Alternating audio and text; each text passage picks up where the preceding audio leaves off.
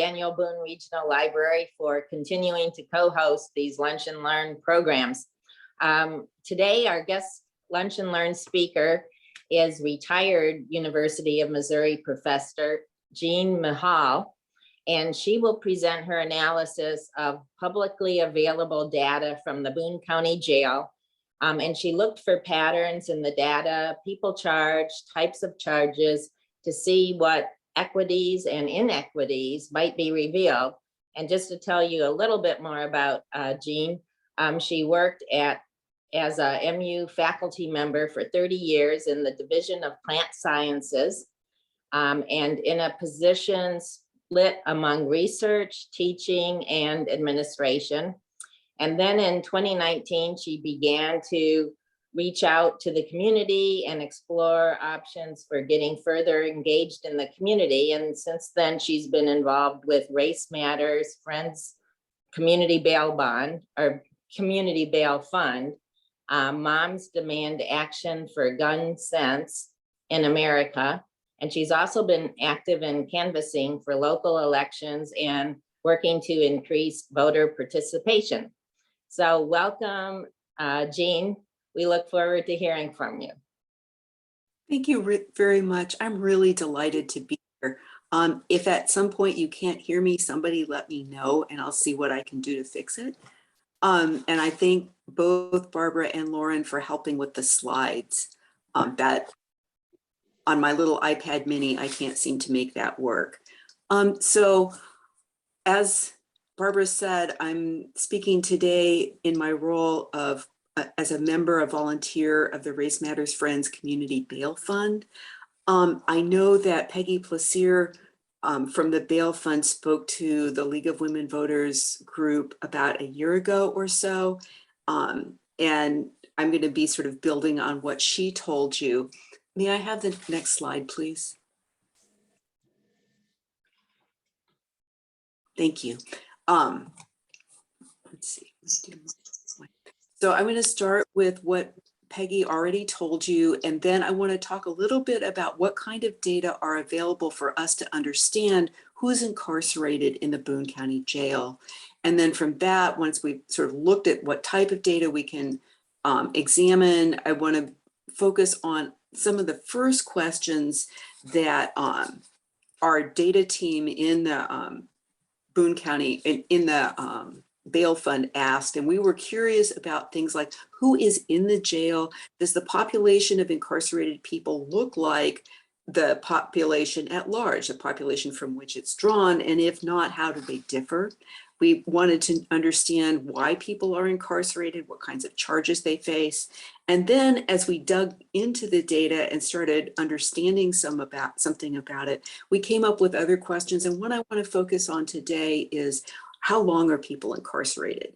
Okay, and then at the end, I'd like to spend a couple of minutes talking about how you could help and get involved with the Community Bail Fund if this work is interesting to you. And then I want to open it up for questions. Next slide, please. Okay. So when Peggy was here, one of the things that she told you is that we're all volunteers in the Community Bail Fund. Nobody takes any money for anything. We take calls from people who are currently incarcerated in the Boone County Jail. Sometimes we also get calls from their friends and relatives asking for assistance. We always pay total bail. We don't pay a portion. We're not a bail bond company. So, and our limit is $3,000 per detainee because that's as much money as we can raise. All of our money comes from donations from people like you.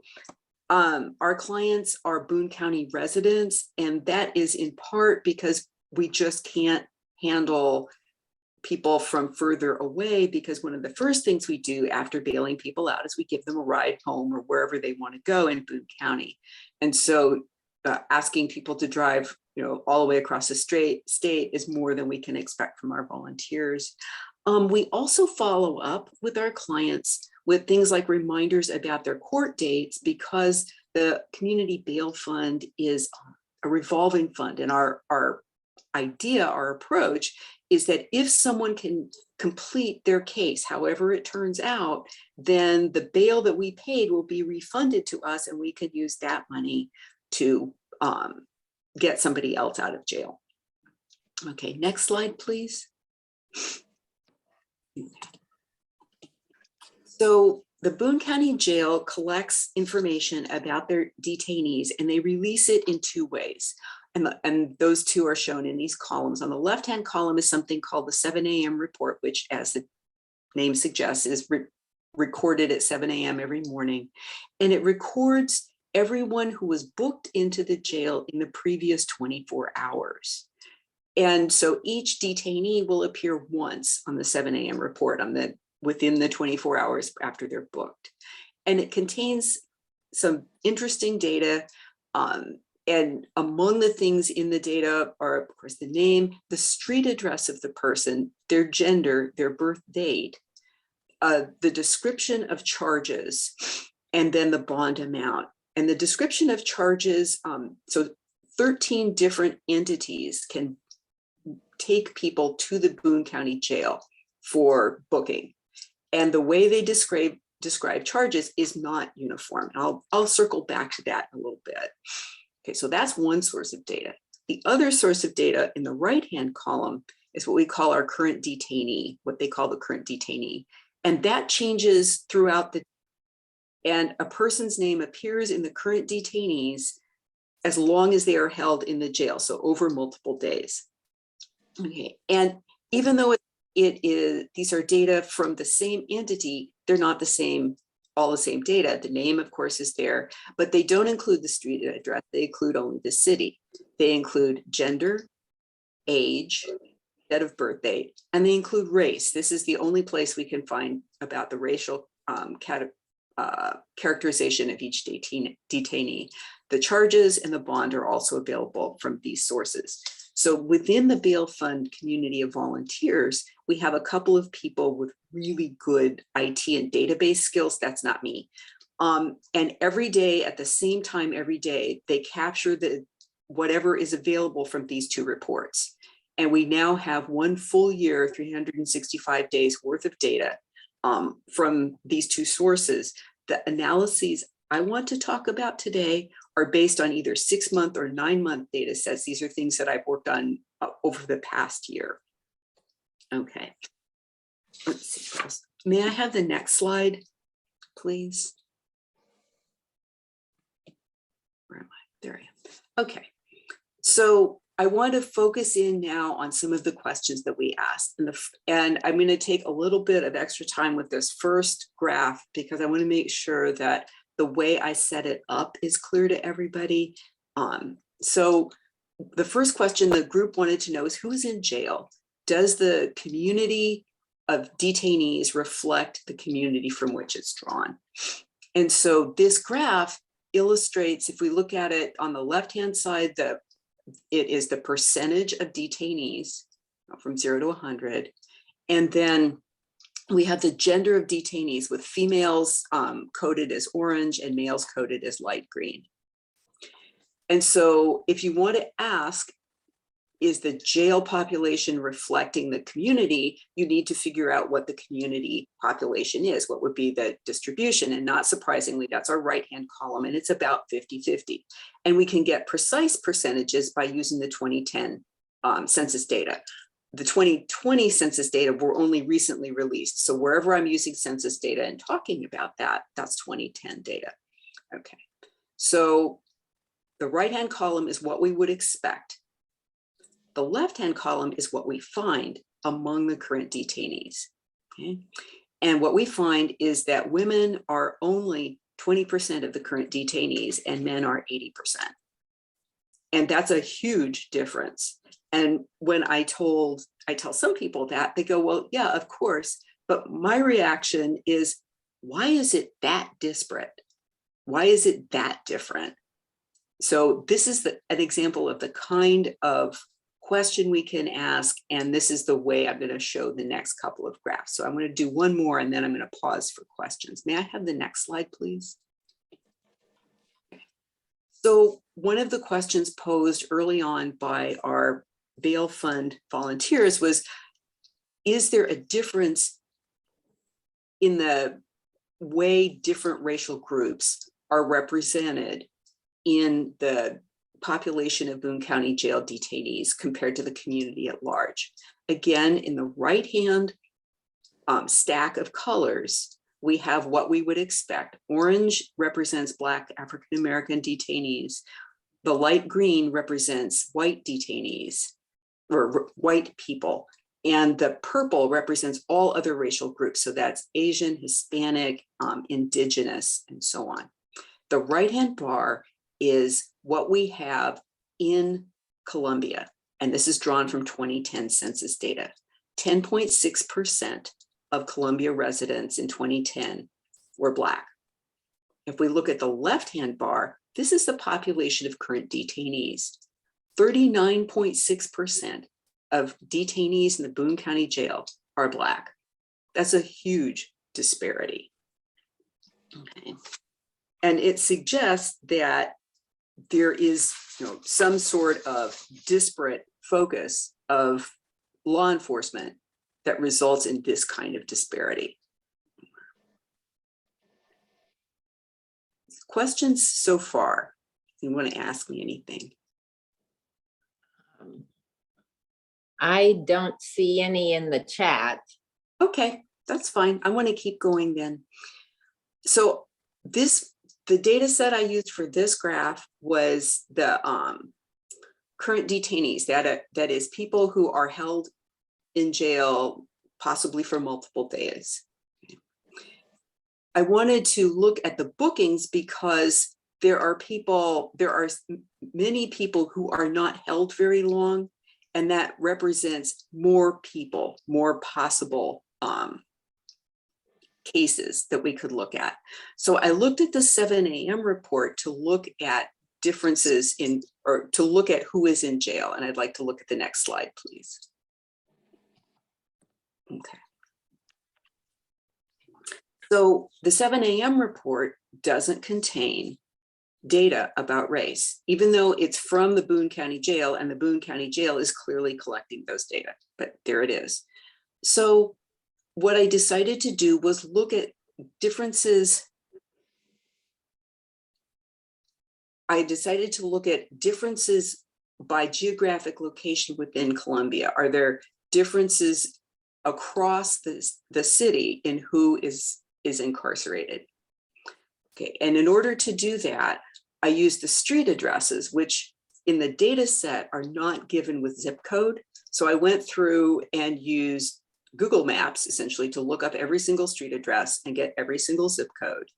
And in Columbia, we have 3 zip codes. 65202 is north of Interstate 70. 65201 is south of Interstate 70 and east of Providence.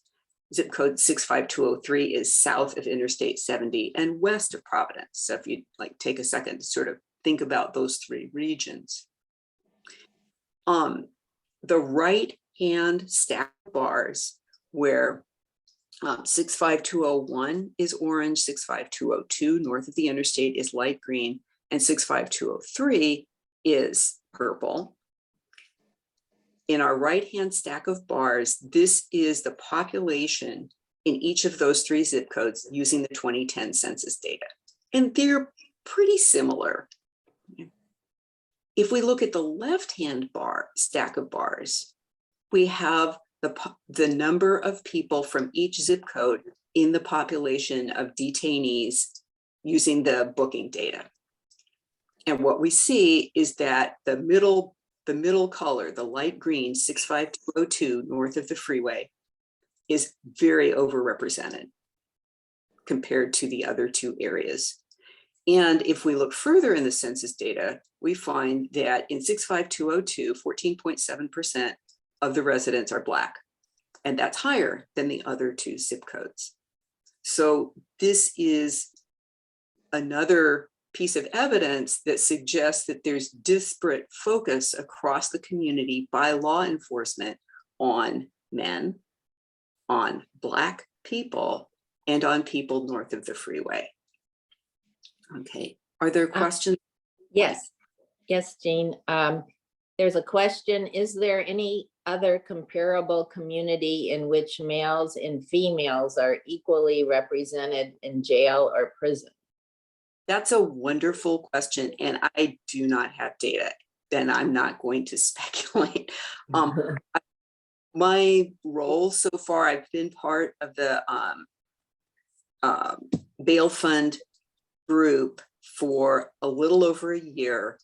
And the first task that they were interested in having me work on was just looking at our local jails data.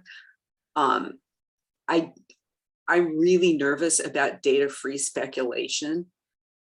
And so I don't know, but that would be a really fascinating question to answer. And I suspect that data are available from other communities because nationally there are, well, I know there's more than 100 bail funds nationally, part of the National Bail Fund Network, of which we are a member. And so I'm sure, pardon me, that those kinds of data exist. I apologize for not having them. Other questions? No, I think that's it for now. Okay, may I have the next Oh, wait, slide? no, there is another question. Does the average income differ between the zip code areas? Yes, it does. And I could dig that out. I dug through some of that. And it wasn't what you think. The 65202 had a higher median income than I think it was 65201. But I would have to dig those data out. That is available in the census data. That might include the students, 65201. Founding when you look across location, because we do have several very concentrated areas of students. You're right. Okay, good. So from that first several analyses, we realized that the population of people held in pretrial incarceration in the Boone County Jail doesn't reflect the community. So the next large question that was asked by the bail fund members is, why are people incarcerated? And so to answer that, I'm sort of coming back to what I alluded to earlier. There are many different agencies, local police departments within Boone County, the Boone County Sheriff's Department, the Columbia Police, the MU Police Department, like Ashland Police, Hallsville, and so on, all of whom will bring people for incarceration to the Boone County Jail. And they're not consistent in the way they record charges. And so it took us on the data team some time to understand what kinds of charges are being brought and to come up with an analytical approach. And so what we came up with was 5 categories of charges that seemed to give us a way to ask some broad brush questions. And I want to just summarize that briefly here with this slide. So our 5 categories are drug charges, property charges, something we call rules and procedures, traffic, and violent. So just giving you just a few examples from each category. Under drug charges, we included DWI, or driving while intoxicated, possession, which could be for a small or a large amount of a controlled substance, distribution or manufacturing of drugs, and possession of paraphernalia. Those are the most common. Property is a very broad category of charges. It includes burglary, larceny, stealing. It includes forgery, credit card fraud, and other kinds of fraud. It includes leaving the scene of an accident, because typically that charge is brought when there's damage from someone who left the scene of an accident. Okay, so that's a property crime. There's straight up property damage. Somebody is accused of damaging something belonging to somebody else. And trespassing, which I want to circle back to here in a bit. So we'll leave that one sit for a moment. Under rules and procedures, then we had those are charges that aren't specific, where someone is not specifically accused of action against property or action against another human, but it's violating a rule. And for example, DUS, DUR is very common, and this is driving under a suspended license or driving under a revoked license. No, failure to provide proof of insurance is a common one. Failure to have either current plates or current tags on a vehicle is another one. Tail light out is another one. And there are many, many charges. Failure to properly secure a seatbelt. I'm going to come back to resisting arrest because we included that, and I'll explain why in a little bit. Okay. So then under traffic charges, there weren't very many, which was actually very surprising to us. It includes things like careless driving, it includes speeding, and there's all sorts of level of speeding, failure to stop at a stoplight, failure to signal lane change, moving violations. Under violent, this is where the alleged behavior is physically targeting another human. And ACA is armed criminal action. Assault can be, there are many levels and types of assault. Domestic violence and domestic assault are two related sorts of charges, and there are levels of those. Kidnapping and child endangerment, there are a number of charges in that kind of category. We included stalking and harassment in this group because even though it might not involve physical contact of one human to another, it still seemed to us like that was the best fit for those sorts of charges, making broad categories. UUW is unlawful use of a weapon. Okay, so those are our 5 categories. And if I could have the next slide, please. I wanted first to look just broadly at how frequent or infrequent these various types of charges are. So to explain this graph a little bit, we have on the left-hand side the number of charges in the data set. And I've divided the charges by the zip code, the residence of each of the detainees. And there's 4 columns here, the 3 zip codes that I already mentioned. And then the last column on the right is for our unsheltered residents, because we do get, we do have a number of our clients for sure. And there are a number of people who are detained who are unhoused. And then the code, the orange is drug related, that's at the bottom. And the next one in the stack of colors is light green, the property related charges. The light purple is the rules and procedures we talked about. The little narrow dark brown red color is traffic, and the top part of each stack is violent. And if you just let your eyes sort of wash across that graph, there's 2 things that should stand out, that stand out to me. One is that violent charges are not all that common. Most of each stack is something other than violent charges. And then the second piece is that the stack for zip code 65202 north of the freeway, even though there's 33% of Columbia residents live in 65202, they have 49% of the charges filed. So again, this strongly suggests to me that there's inequitable and targeted policing going on. Okay, I'd like to dig deeper and then I'll pause for questions. May I have the next slide, please? Okay, so I'd like to focus in on the violence charges. So I was asked by the members of the bail fund if there was a racial component to violence charges. And so how do you answer that question? Well, I've already demonstrated that we have evidence that Black people are more likely to be held in the Boone County Jail than white people. And in the right-hand column on this graph, this is the proportion of current detainees in each racial category. So this represents, that right-hand column represents the overrepresentation of Black people and the underrepresentation of white people already. The left-hand column looks at the distribution of violence charges for the 3 racial categories. And so the difference between those 2 stacks of bars suggests The orange bar is higher, is larger for the Black people incarcerated facing violence charges, meaning there's more violence charges for Black detainees compared with white detainees after already accounting for the overrepresentation.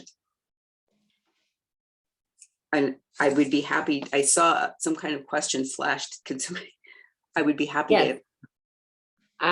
Yes, the question is, does inequitable targeting become a self-fulfilling situation if the expectation of crime is in a particular area and more law enforcement is looking for it? That is precisely my question. You know, are you seeing what you expect to see because you're looking where you expect to see it? And that was something I presented some of these data to the city council in one of those early, before, you know, the early part of the city council meetings, bringing up some of these issues to them, because ultimately the Columbia Police Department answers to the city council through their hiring of the police chief and so on. Yeah, that's a really good question. May I have the next slide, please? Okay, so this is the same kind of analysis, but looking at drug charges. Okay, so the bar on the right is the same, the proportion of the different racial groups of current detainees. And what we see here is that the Black detainees face fewer drug charges than the white detainees relative to their proportion of the population in the Boone County Jail. So there's differences among types of charges. May I have the slide, please? Okay, now I'm going to circle back to resisting arrest. And before I talk about this graph, I need to talk about a little bit about some of my experience in bailing people out. So when you go out to the jail and you pay the bail to the guy behind the bulletproof glass window, you sit outside and you wait for a while, and then the person that you've bailed out comes out and we give them a ride. And since the most bail that we can pay as a community bail fund is $3,000, we often get people who are facing fairly low level charges, things like possessing small quantities of drugs, stealing items of low value, driving with a revoked license, that kind of thing. We also have a number of unsheltered clients, and there are a number of them who face trespassing charges because they sleep in public parks. And if you sleep in a public park after hours, you can be arrested for trespassing, even if you have nowhere else to go. And what I've heard from people who get trespassing charges and may often have a resisting arrest charge with it, resisting arrest doesn't necessarily mean a physical fight, although it could. But it can also mean something like the police officer wakes you up and says, hey, you know, you got to move on or I'm going to arrest you. And a person says, wait, that's not fair. That's resisting arrest. If an officer goes to put handcuffs on somebody and somebody flinches, that can be interpreted as aggression and they can be charged with resisting arrest. So with those stories in mind from people I've talked to, and that's an unscientific survey, that's just the folks I bailed out. I wanted to ask if there is a racial difference in resisting arrest charges. So this graph has the same format as the prior graphs. And indeed, Black people face more resisting arrest charges than do white people based on their proportion of people in Boone County Jail. And I see that there was a question and it flashed on my screen and went away. Yeah. It says, the question is, given the growth of Columbia in the past decade, is there a plan to review these important analyses with 2020 census data in the coming months? The short answer is I would love to do that. One of the things I want to do is, now that I've got full year data sets, I want to go and I want to code them all I'm also as a bail fund team, we have a data team. And so we talk about what are the most important questions we need to be answering right now.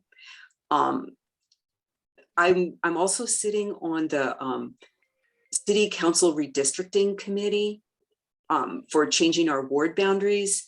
And so having taken a peek at 2020 data, there's surprisingly little difference in proportions of various racial groups.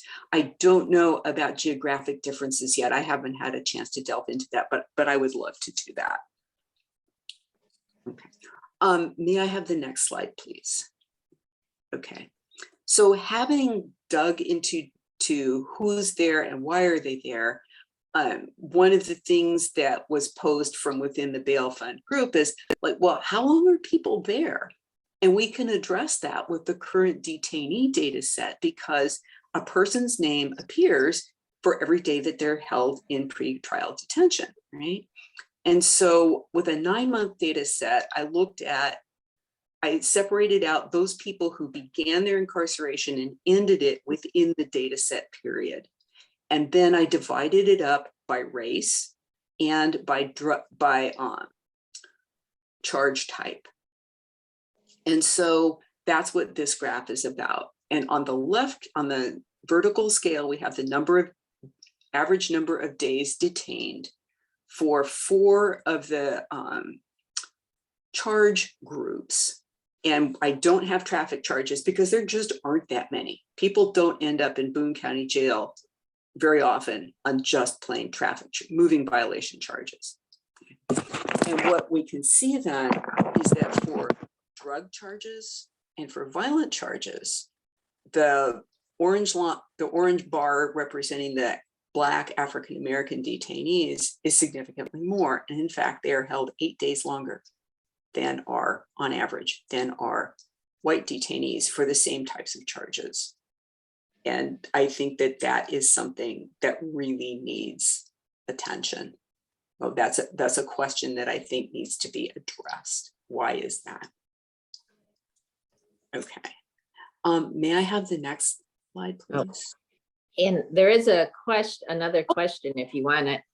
Yes, please.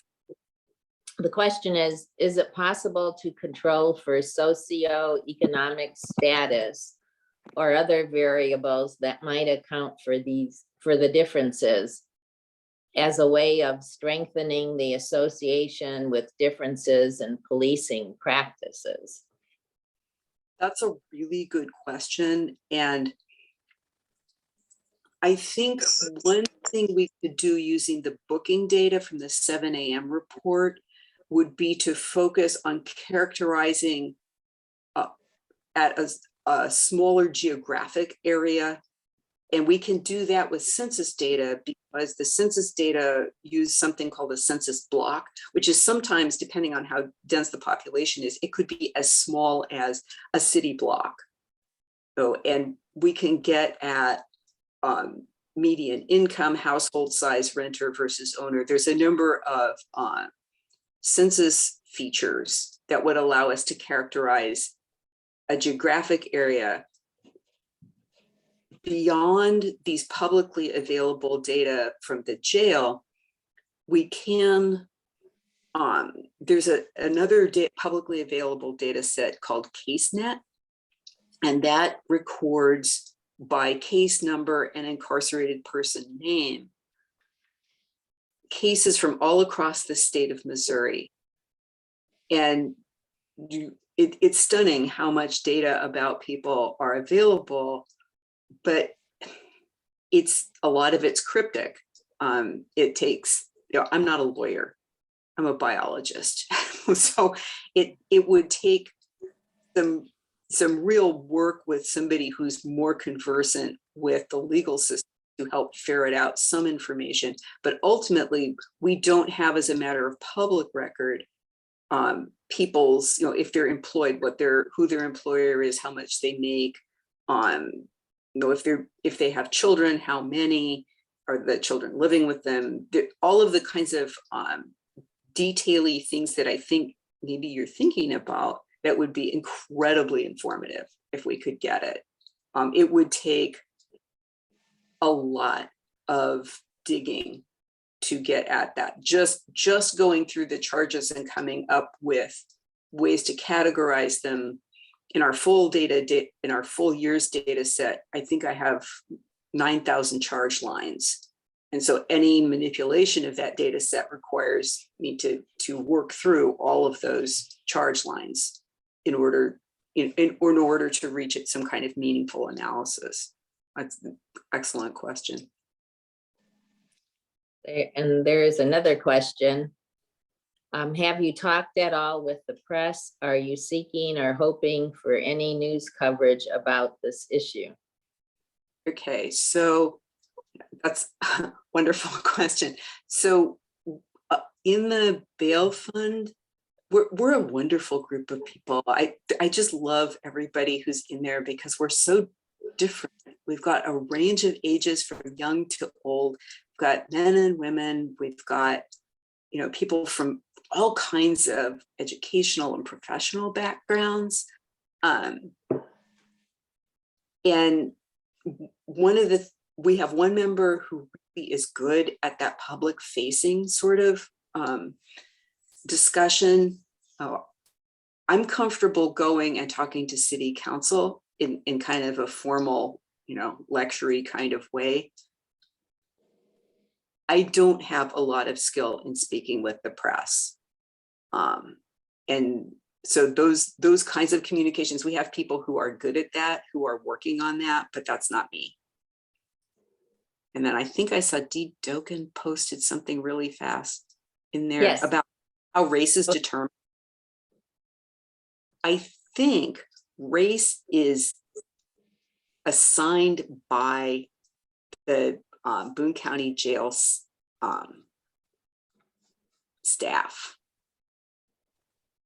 because the reason I hypothesize that is because I've had a number of people as I've worked through this data set where somebody is arrested, say 3 times and booked 3 times over a 9-month period. And I can tell it's the same person because the same birthday shows up, right? And the same address shows up, but the race changes. Sometimes they're white, sometimes they're Hispanic, and that's the one that seems to change. So I'm guessing it's whatever the assumption is of the person booking them into the jail. I don't know that. The disparity would suggest that. That's a good question. So I just wanted to make a plug for helping us out. If you or someone is able to donate money, we can always use that. And yes, we are currently in Como. Was it Como Gives? And we would appreciate every dollar somebody can come up with, because it's a difference between getting somebody out and not. We would love to have people volunteer if they want to volunteer with us. You can find out what we're doing on our webpage or on liking our Facebook page. You can call us. And since these slides will be available, you can get all this information off there. Could I have the last slide, please? Yeah.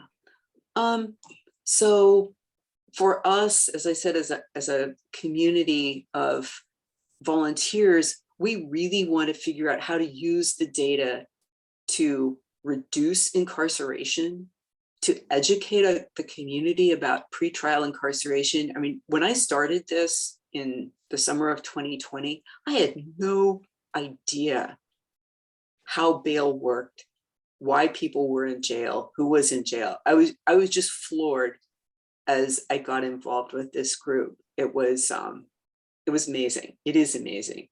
And then we want to figure out how we can get more people free to end cash bail, because that's our goal.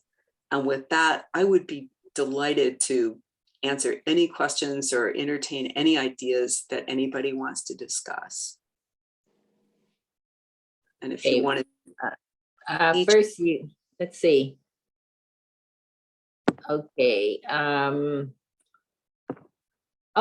First, there's a thank you for taking the time to develop this data set and sharing it with us. Very interesting information. I had a question also.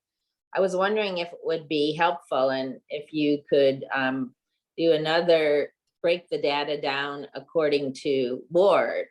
So even further, to give ward representatives more information about people in their ward. Well, that's a good idea. For the 7 a.m. data, that would be possible. I've actually got the big 3-foot by 3-foot ward map that I have from the redistricting work. Yeah, it would take a little bit of work to like get that down to that sort of level, but that's a good. Ooh, thank you for that. Good suggestion. And then there's another question. Sorry if I missed it. What was the total number of cases analyzed or looked at? It depends on which slide we're looking at, because I've done this work over a period of months. And so some of it is 6-month data and some of it is 9-month data.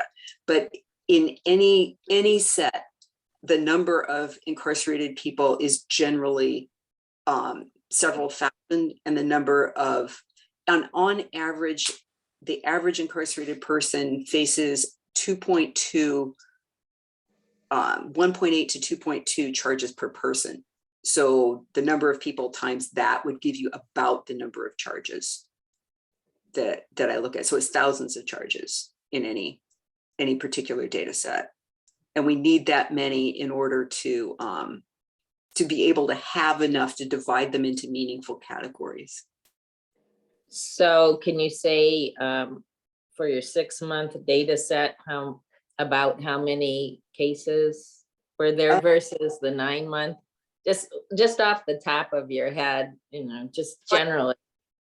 I hate doing the top of my head. I the data freak in me just goes, no, you can't do that. I can get Okay. it. For Yeah. you. Okay. And we'll share it. Yeah. I will forget who. In the number in the 6 and 9 months, but it makes me cringe to think of giving you something inaccurate. Yeah, that was Monica Lee who asked that question. Another question I had was, did you have any thoughts about contacting the public defender system and seeing what data, you know, generalized data they have on, because they get most of the indigents, you know, low income people. We have not, I am not aware that our group has done that. We certainly haven't done it since I've been part of a group. One of the members has a spouse who is a lawyer, and that would be, I guess we could begin a query that way. Like, how would we go about doing that?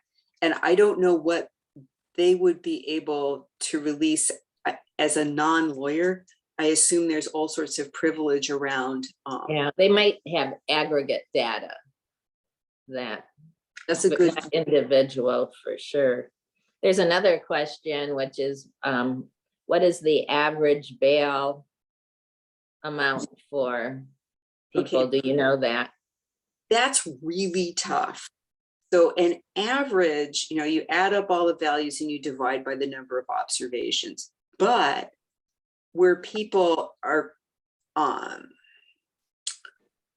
in the current detainees pool, we have people for whom no bail is set. And the bail is, and it's not, that would be for a murder case. There is no bail. Right. And yeah, federal things, like if somebody is in ICE detention, there will not be a bail. And so, and then the other thing about an average is it works as a measure of central tendency if there's like a bell-shaped curve distribution. But there are a few charges, like the assault one, domestic violence one, when you have a suite of charges, armed criminal action with unauthorized use of a weapon with some kind of assault charge, that person is going to have a really high bail. You might have a small number of bails in the 100,000, 200,000, 500,000, And if you average those with a whole slug of bails that are less than 2,000, you get an average, but that isn't as meaningful as looking at a distribution, like a little graph that lists the bails across the x-axis and tells you how many times that occurs.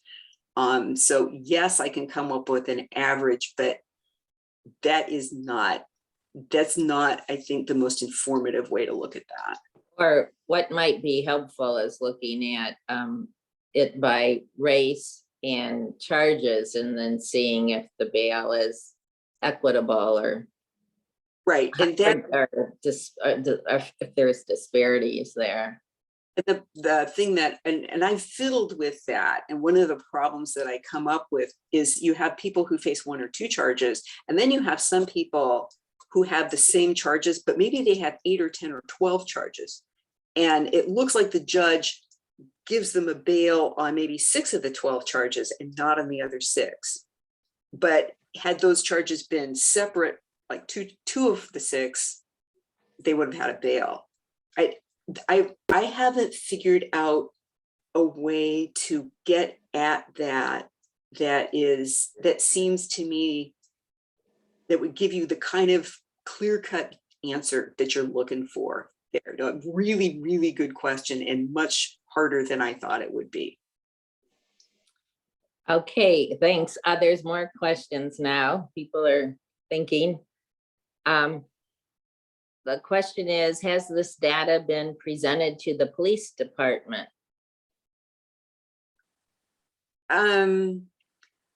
Only in the sense that when I've spoken to the city council, there are police present. But as a formal presentation to the police department, no. And then we have someone who said, this information is very helpful. I work with reentry and family reunification in a Texas program under a federal grant I worked for 11 years. I conduct a workshop and do counseling in the jail system and now on Zoom. Our data collection is a joint effort through the University of North Texas. So I guess maybe the question is there any plans to work with the university further? Is there any? We have contact. There's a new postdoctoral scholar who is jointly appointed through the Department of Geography and the Department of Women and Gender Studies, Dr. Gulen Kozi. And she has joined the bail fund. She's a community geographer, and she has been able to suggest some insights and the way to connect census data, in fact. So there is a possibility of doing some really meaningful work with her going forward. She joined the university in August of 21, I think. And so we have the beginning of a partnership, I guess I'd say. Great. There's a comment: in public health, we use the median number instead of the mean in such cases. You want to comment on that? And that's still, we have something that is as non-normal. I mean, certainly you could look at the difference between the median and the mean and see which way those high bails are pulling. You know, you get something from that. But I think coming up with a distribution, like curve fitting exercise, would probably be more meaningful. And I just haven't done that yet. Okay, another question. I think I'll add one with it. How many detainees have you bailed out, and how many have returned? Okay, so, oh boy, that's a really sad question. So the group started bailing people out in 2019, and we had like 30 or so people, I think, bailed out in the first year. And then in 2020, they bailed out like I want to say like 42 or something like that. And this year, in the last few months, have been crazy. Instead of one bail a week, maybe one every other week, or in a couple sometimes, we had one day where we had 6 requests in one day. The number of people per week now over the last 8 weeks has just been stunning. We're up to 60. I think when I looked this morning, I do the reminders. That's another part that I do. I want to see, we're up to 63 or 64 at this point, and we've still got a couple weeks to go.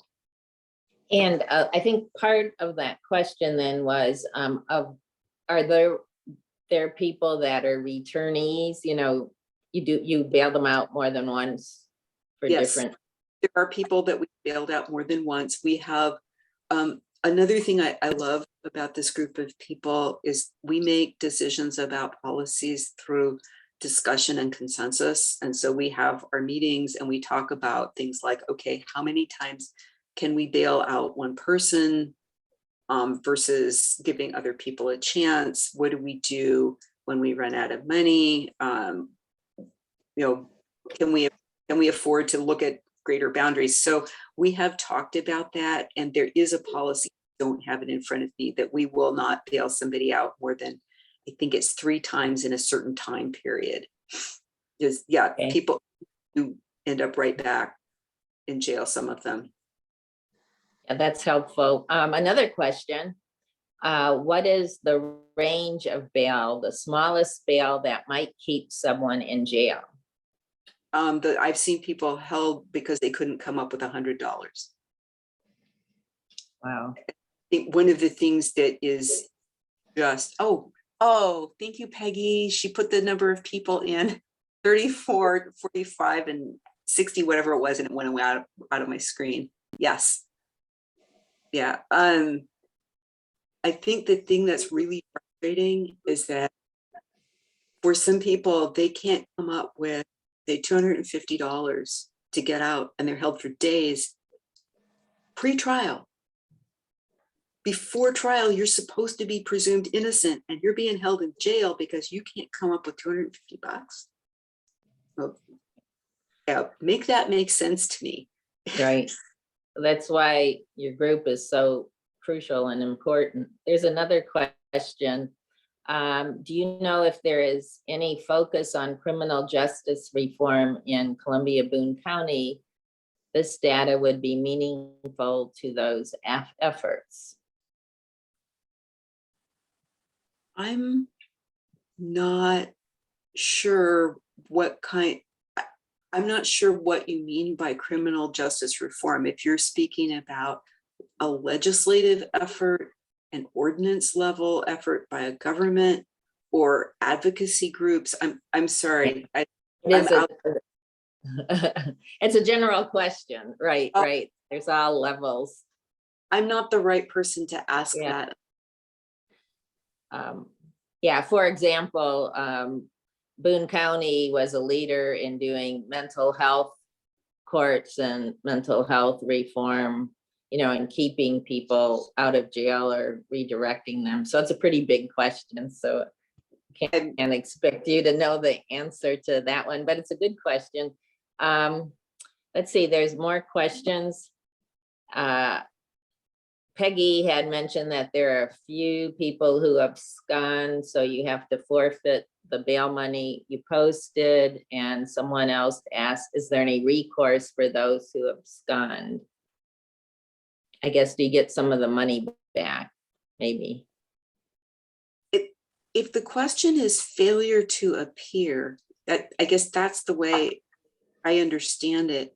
Abscond to me means, and I may be quite off here, it means you've physically left a jurisdiction, and people fail to appear for the same prosaic reasons that people miss dentist appointments. You didn't have a ride, you had a kid homesick, you couldn't get time off of your job. And so people fail to appear in court, and the consequences, depending on the judge and how they feel about this, can be brutal. A warrant is put out, and the warrant for arrest for failing to appear in court can have a bail associated with it that's far higher than the original bail that was posted. And we encourage people when we pick them up and then bail them out. We go, okay, if you can't be there, here is the number you call at the county clerk's office, and you make sure that you tell them that you can't be there and see if the judge will reschedule something so that you don't get a failure to appear warrant. Because if people end up with a couple of failure to appear warrants, it ends up being more money than we can pay for one person. It escalates really fast, which is, again, just unbelievably cruel, I think. So it sounds like there's not only do you bail out people, but you give them some direction and to stay out of further problems during the process. Yes. Okay, there's Peggy's answer. No course for failure. And it went out. No recourse for failure to appear. No. And yeah. And then we have time for one more question. And so that is, does this data include juveniles? No. No, unless someone is, well, okay, let me temper that just a little bit. If someone is like, I don't know what the threshold is in this state, but let's say they're 17 or 18. I've seen MUPD bring, book people who are underage drinking below, less than 18. And they're booked. And so, but that's very rare that I see people underage in the data set. Okay, thank you. Thank you so much, Jeanne, and thank you for the Race Community Bail Fund for doing this work and presenting it to us. And people can help by getting involved and donating to, it's the Race Matters Friends Community Bail Fund, or some version of that on Como Gives, which is available through December 31st. Is there any parting words you'd like to say, Jeanne? Thank you for the opportunity to talk about this. I really appreciate it. We all do. And we'll look forward to getting a follow-up if you do more research down the line. And I did want to let people know that our next Lunch and Learn program is January 11th, and Fred Williams III from the Men's Minority Network will be giving us an update on the work that they're doing and how people can help and get involved with that. Thank you so much for everyone who has attended. And again, this will be on YouTube, so you can share it with other people. Really important data and information. Thank you for all your volunteer work on this. Thank you so much. Have a joyous and safe holiday.